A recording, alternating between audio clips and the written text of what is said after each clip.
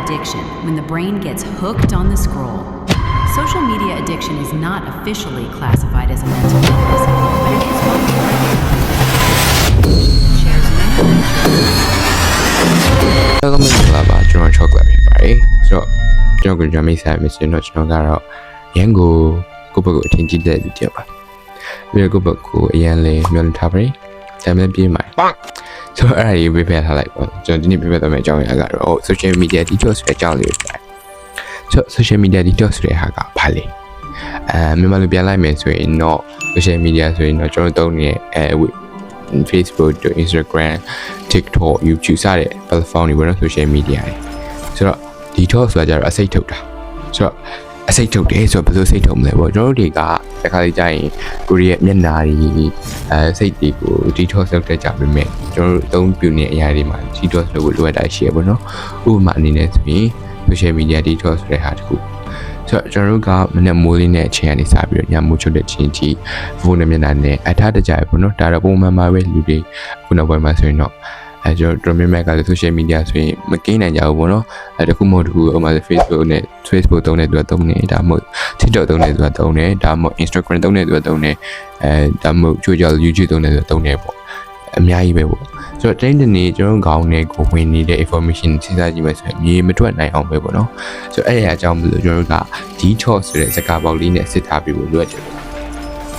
ဆိုတော့ social media detox ကဘာကြောင့်အရေးကြီးလဲဆိုရင်ခုနကျွန်တော်ပြောခဲ့သလိုမျိုးပဲကျွန်တော်ခေါင်းနဲ့ information တွေအများကြီးဝင်နေဆိုတော့ကောင်းတာကိုဆိုတော့ဖြစ်တဲ့အတွက်ကြောင့်မလို့ကျွန်တော်တို့ကလက်ခံမှာအများကြီးအဲ့ဒီຢာတွေကကျွန်တော်တို့ကိုဘယ်လိုပြောမလဲတခါလေးကြာရင်လေကိုယ့်ဘက်ကိုတိမ်ငယ်စိတ်တွေပေါ်ဖို့ရမလားအဲ့လိုမျိုးပဲပေါ့နော်။ဥပမာဆိုရင် social media မှာဆိုရင်သူများတွေကအောင်မြင်နေပြီးငါကြောင့်နောက်ကျချင်ခဲ့ပြီးဘယ်လိုပြောမလဲ FOMO ဖြစ်တယ်ပေါ့နော် fear တော့ missing out ဆိုခံစားရတယ်ပေါ့။ဒါကလည်းကျွန်တော်တို့ social media သုံးကြလို့အများစုကပေါ့နော်။ဆိုတော့အဲ့ຢာတွေကတော့ social media သုံးနိုင်ရဲ့ဆိုးကျိုးလိုပဲပြောမလားအဲ့ဒီနဲ့မကောင်းကျိုးလေးပေါ့နော်။ဆိုတော့နောက်ပြီးတော့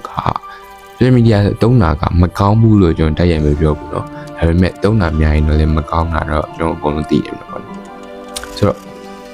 ပြောရစရာရှိတာကောင်းတာလည်းရှိပါတယ်ဟုတ်ပါတယ်ကျွန်တော်ပုံမှန်ကောင်းကောင်းသုံးရင်ပေါ့ဥပမာဆို information တွေရမယ်သတင်းချက်လက်တွေရမယ်ဘာဖြစ်ပြနေလဲသိမယ်ဒါပေမဲ့တကယ်ကောကိုကအဲ့လိုမျိုးသုံးချနေရလားပေါ့နော်ကျွန်တော်ကိုယ်တိုင်ဆိုရင်တော့ကျွန်တော်လိုမျိုးသုံးချမိပါဘူးဒီတိုင်းပဲစိတ်အားသာပြီးအသုံးပြုရပဲပေါ့နော်ဒီတိုင်းပဲ new feed တက်လာတဲ့ပုတ်တယ်ချိန်ကြီးကုံသွားတယ်အဲ့လိုကနေပဲအဲ့ဒီကဘာမှမလုပ်လိုက်မိဘူးဆိုရင်ကိုယ့်ဘက်ကိုနောင်တရရပြီးတော့အဲ့လိုမျိုးပဲ recycle လဲနေရပေါ့နော်ဆိုတော့ social media detox ကိုကျွန်တော်လုပ်ခဲ့ရကြပါပြီအရင်နေ့ကပေါ့နော်အခုနောက်ပိုင်းမှာတခြားပြန်လုပ်ဖြစ်တယ်ပေါ့နော်အဲ့ကြတော့ဘယ်လိုမျိုးလဲဆိုရင်ကျွန်တော်လုပ်တဲ့ challenge ကကြတော့ဒီနေ့ကို social media ကိုတနာရီပဲအများဆုံးသုံးမယ်တနာရီပဲဥပမာဆိုကျွန်တော်က Facebook ကိုအများဆုံးသုံးတယ်ပေါ့နော်ကျွန်တော် TikTok မသုံးဘူးပေါ့အဲ့တော့ကြောင့်မလို့ Facebook ကိုကျွန်တော်တနာရီပဲသုံးနေတနာရီပြီးသွားပြီဆိုရင်ကျွန်တော်အဲ့လိုမျိုး lock ချထားရပေါ့နော်အဲ့လိုမျိုး screen timer ရှိရပေါ့နော်အဲ့တော့အဲ့လိုချထားလိုက်တယ်ဆိုတော့အဲ့လိုတာကဘာကောင်းလဲဆိုတော့ကျွန်တော် limit လောက်သွားနေတယ်ပေါ့နော်ငါတနေ့ကို Facebook တနာရီပဲသုံးတာဆိုပြီးနည်းနည်းကုန်းစားလို့ရတာပေါ့အဲ့ပဲဆိုနောက်ပြီးတော့information တွေလည်းကျွန်တော်အဲ့လောက်ထိမဝင်တော့ဘူးပေါ့နော်ဆိုတော့ဥပမာဆိုရင်ကျွန်တော်ကတနေ့အရာတွေနဲ့ပို့ပြီးတော့ခွင့်တဲ့တက်ဖြစ်သွားတယ်ကျွန်တော်ပြင်မှာလောက်ဆရာကြီးဟာပို့ပြီးလုပ်ဖြစ်တယ်ပေါ့နော် social media မှာပဲအချိန်ကုန်နေရတဲ့ဆိုင်ဆိုတော့လူမျိုးပဲပေါ့ကျွန်တော်တို့ကဘယ်လိုပြောမလဲဒီအဲ့ဒီကနေလည်း dopamine အများကြီးရနိုင်တယ်ပေါ့နော်ကျွန်တော်အပြင်ကနေပဲ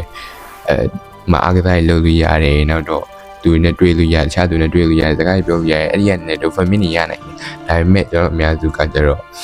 social media dopamine ကိုပဲမိခိုနေတတ်ကြတယ်ပေါ့နော်ဥပမာဆိုရင်ငါ့အသေးလေးပြီးသွားပြီငါ့ကို like လုပ်သွားတယ်စတဲ့အရာတွေပေါ့နော်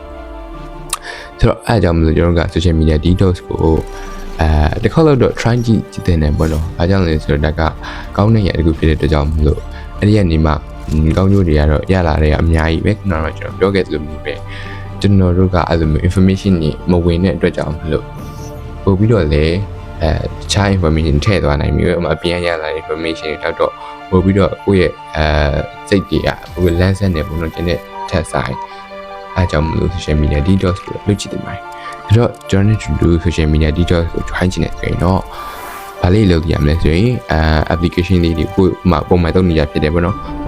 Facebook ဆို Facebook TikTok ဆို TikTok YouTube ဆို YouTube Instagram ဆို Instagram channel application လည်းရှိမှာပေါ့နော်အဲ့ဒီကောင်တွေကိုကျွန်တော်ကတော့limit ကိုထားတာပေါ့နော်အများဆုံးတစ်နာရီအဲ့ဒါပဲဆိုမိတ်ဆွေတွေကိုဘာလို့လုပ်ရရပေါ့နော်ကို limit ကတစ်နာရီလည်းဖြစ်ကြမလို့ကျွန်တော်တို့ကြမလို့မဒီကိုကအလုပ်ရှိတယ်2နာရီ300လို့2နာရီစားရပေါ့နော်ဆိုအဲ့လိုမျိုးလေးလုပ်ကြည့်တဲ့လို့ကျွန်တော်ထင်ပါတယ်ဆိုဗီဒီယိုရလောက်ပါကျေးဇူးတင်ပါတယ်ခင်ဗျ